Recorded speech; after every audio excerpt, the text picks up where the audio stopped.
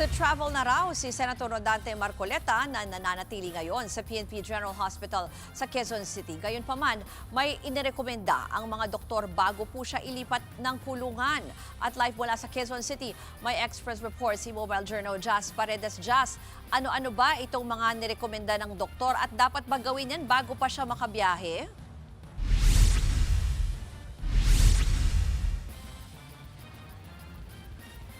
Ruth, inirekomenda ng PNP General Hospital na tapusin muna ni Senator Rodante Marcoleta hanggang July 15 ang kanyang antibiotics para sa mild pneumonia bago siya iharap sa Sandigan Bayan.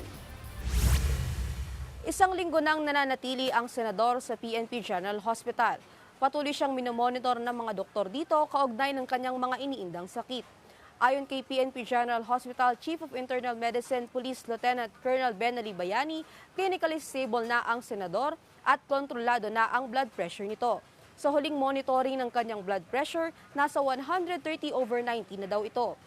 Ngayong umaga, isinumite na rin sa Sandigan Bayan ng PNP General Hospital ang updated medical report ng senador na kanilang araw-araw daw na ginagawa. Pakinggan natin ang pahayag ng opisyal ng PNP General Hospital. Hintayin na lang po natin, hindi ko po masasabi sa inyo kung ano po yung laman ng medical reports po natin. Ang ano lang po ngayon is nakapagpasa na po kami ng updated medical report po regarding sa condition po ni Senator Marcoleta.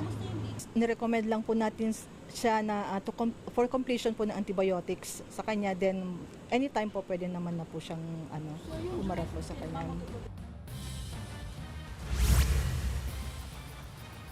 Sa ngayon, hindi raw nakikitaan na kinakailangan itong ilipat sa ibang ospital para sa pagpapatuloy ng kanyang gamutan. Hindi rin muna isinapubliko ang resulta ng kanyang 2D echo. Ruth, hindi pa rin tiyak kung kailan makalalabas si Senador Rodante Marcoleta. Pero oras daw na matapos nito ang kanyang antibiotics ay maaari na siyang ibiyahe anumang oras. Inaantay lamang din daw ng PNP General Hospital ang abiso mula sa Sandigan Bayan kung ililipat na ito at ililipat na si Senador Rodante Marcoleta. Ruth? Yan po ang Express report ni Jazz Paredes. Mga kapatid, Ruth Cabalco, para sa mabilis na pasada ng mga balitang dapat niyong malaman, mag-follow at mag-subscribe sa social media pages ng News 5.